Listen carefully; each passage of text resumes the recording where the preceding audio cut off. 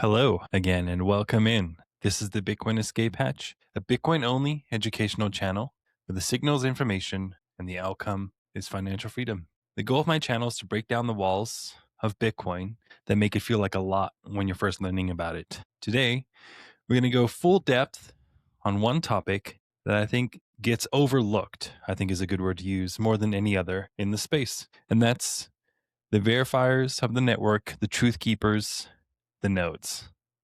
If after this video, even one person stops thinking Bitcoin is just magic internet money controlled by big miners or exchanges and starts running their own node to verify the truth for themselves, my job is done. We all know the magic number, 21 million Bitcoin, hard capped forever, set in digital stone, and no one can ever change that. But who actually enforces the rules? Spoiler, the nodes. Who keeps the entire network honest without trusting anyone else? And why does the media barely mention nodes? I don't think I've ever heard any news station, any large bank or anything like that mention nodes. But I bet you if they're large holders, they're probably holding or probably running their own node. So let's get into it. Here it is broken down into a single sentence. Bitcoin nodes are the global decentralized network of everyday computers that independently verify every transaction, enforce the rules of the game, and maintain identical copies of the entire blockchain since its inception, making the $2 trillion system truly ownerless, unchangeable, and unstoppable by any individual, government, corporation, you name it. Bitcoin nodes are the volunteer guardians, where laptops, raspberries, and servers all over the world download the full history of Bitcoin, check every new block against the sacred rules like the 21 million hard cap, and reject anything that smells fishy, ensuring no one, not even the miners, can cheat the system. Nodes are Bitcoin's immune system. Think of it like that, turning personal computers into unbreakable truth enforcers. They're the reason you don't have to trust the miners, exchanges, or governments. Your node verifies everything for you, making Bitcoin the most sovereign money humans have ever invented, and we'll get more into that. As we all know, Bitcoin has no bank and no boss. Instead, there's one giant list of every single transaction ever since its inception in 2009. This list, which is the blockchain, is copied and guarded on tens of thousands of computers around the planet called nodes. Every 10 minutes, miners propose a new page, which is a block, to add to this list, as we covered in the mining episode. But who decides if that new page is legit? This is the short answer. Every single node on the network. They all independently vote with their software. Does this block follow all the rules? Yes, then add it. No, reject it and ban the sender. Now let's imagine that the Bitcoin nodes are one giant library network. Picture the blockchain as the ultimate history book in a library. One massive tome detailing every Bitcoin transaction since 2009. Yeah, every single node that operates out there keeps a full transaction history of every transaction that's ever happened since it was launched in 2009. Miners are like authors proposing new chapters every 10 minutes, but nodes, they're like the librarians, thousands of them scattered all over the world, each with their own identical copy of that entire book. When a miner shouts, "Here's the new chapter," or they've completed a block, every librarian grabs it, reads it word for word, and checks this. Does it reference the exact ending of the previous chapter? So the previous block, the ending number sequence needs to match the next one. That's what that means there.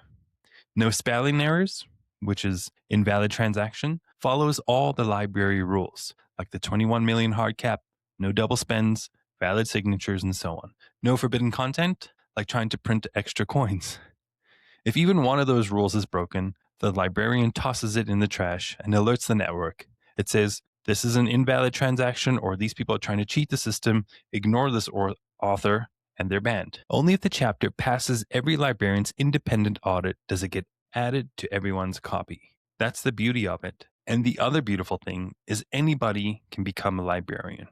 Download the free software like Bitcoin Core or not, and I won't get into that debate. This is about running nodes, not the type of software you're putting on it. Sync the 700 gigabyte book as of 2025, and that's the entire history of the blockchain, all the transactions, everything since 2009, and boom, you're enforcing the rules along thousands of individuals like yourselves and large companies. No permissions needed, no fees, just electricity and a decent internet connection. And this is what keeps Bitcoin decentralized. If a miner tries to sneak a rule change, like raising the cap to 42 million, honest nodes simply reject their blocks. The chain splits, but the real Bitcoin stays with the nodes, following the original rules. Result, nodes are the ultimate veto power, like the last check.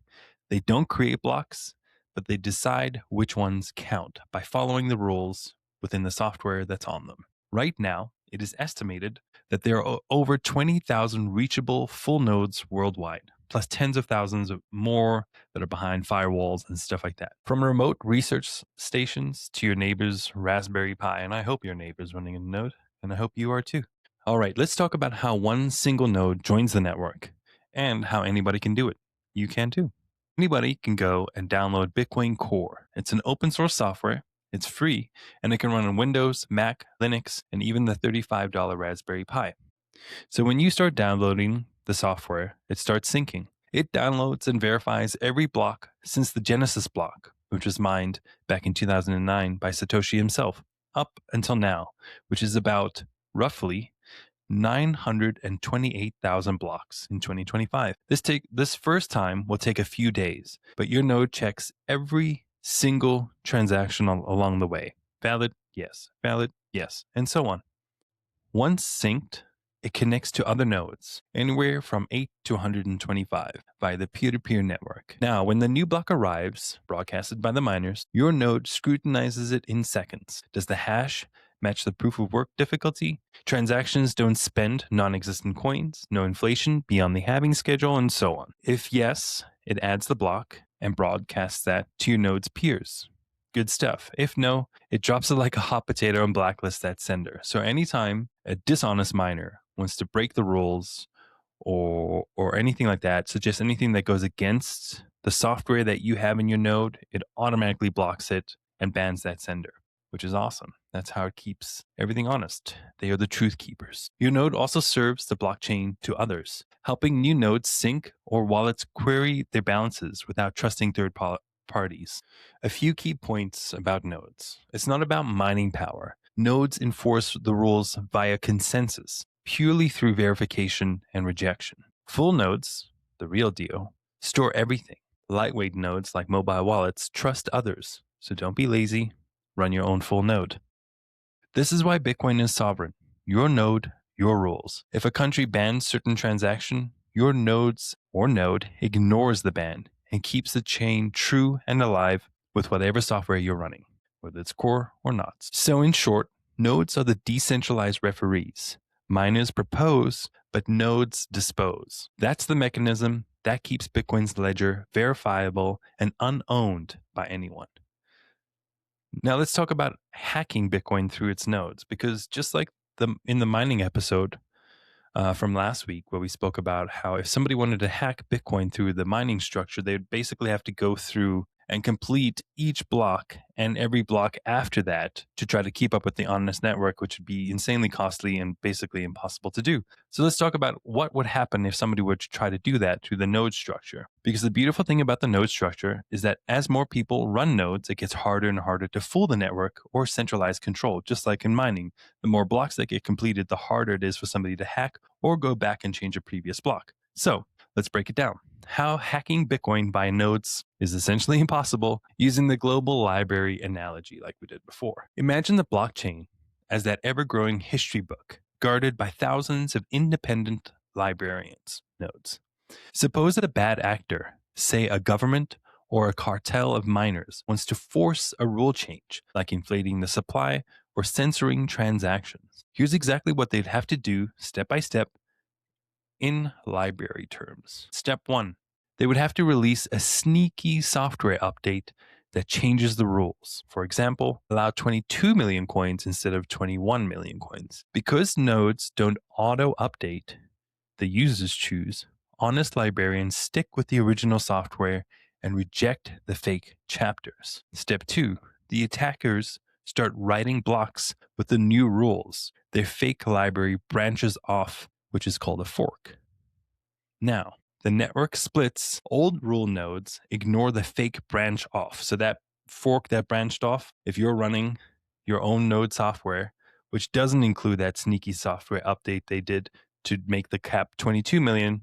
We just ignore it, which is awesome. Step 3. To win, hackers would need to convince the majority of economic nodes, exchanges, wallets, and merchants to switch to their fake library. But users see the fork. They can see that in the software. They check the rules and stick with the original, the one without the inflation, the hard cap. Exchanges hold trading. The community rallies on forums like Reddit and X. And even if the attackers control 90% of the mining power, nodes simply reject their blocks. The real chain chugs along with honest miners. The difficulty adjusts down because of the miners that they would potentially lose in that hypothetical situation.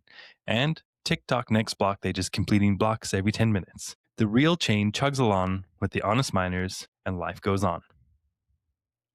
Bottom line, once the rules are set in code and enforced by thousands of nodes, changing them requires social consensus, not by force. It won't work by force. It's like trying to rewrite the US Constitution by yelling louder. The librarian, the nodes, the people who run the nodes are the ones who decide. So here are some real numbers in library terms as of 2025 in December. There are roughly 24,000 public full nodes, with many more private ones behind firewalls and so on, spread across over 150 countries.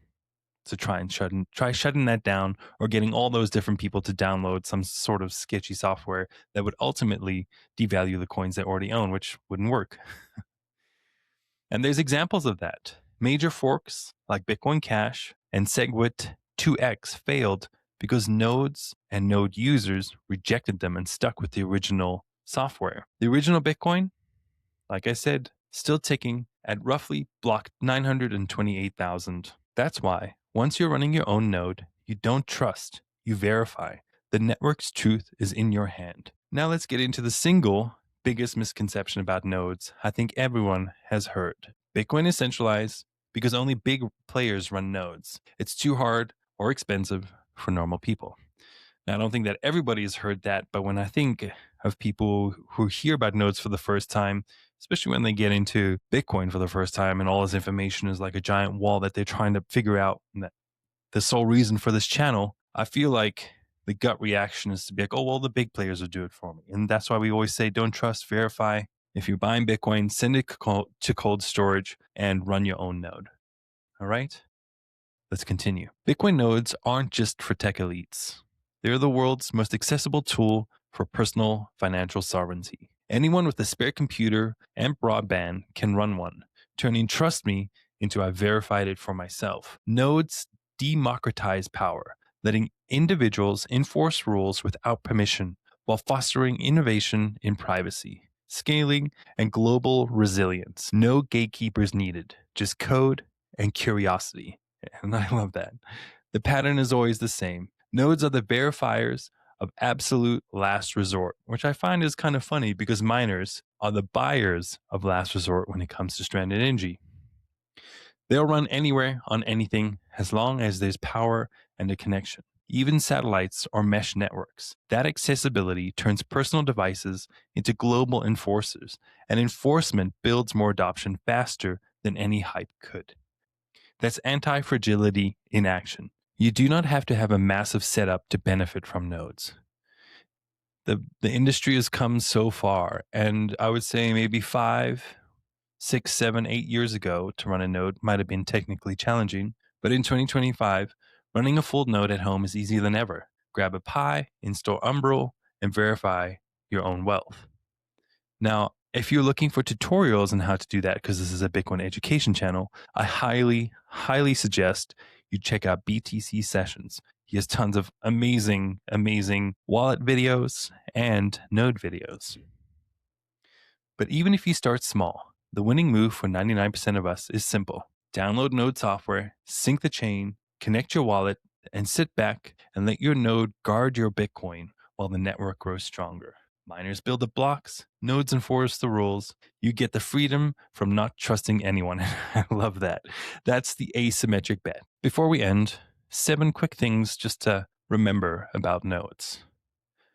Number 1, nodes turn verification into power for the people. Awesome. Number 2, anyone can run a node, democratizing the network, and more individuals should run nodes at home, full nodes. Number 3, nodes reject bad blocks, keeping Bitcoin pure. Remember, if anybody tries to make any sort of suggestion or submits a block with anything that doesn't follow the core rules, it gets banned and rejected. Number 4, global distribution makes censorship impossible. Number 5, countries and individuals are securing sovereignty with nodes every day. Number 6, you do not need fancy gear. Just start verifying with the bare minimum, as long as you can run the full node software. Number 7, by 2140, when mining rewards end, nodes and fees keep the network alive forever. If this video convinces even one person to stop trusting third parties and start running their own node to verify their own transaction and Bitcoin's truth, my job is done, and I sincerely hope that happens. And always, remember, if you do decide to buy Bitcoin, take self-custody, send it to cold storage, run your own node to verify, let the nodes do what they do best. Stay sovereign, friends. Thank you so much for being here. Peace out.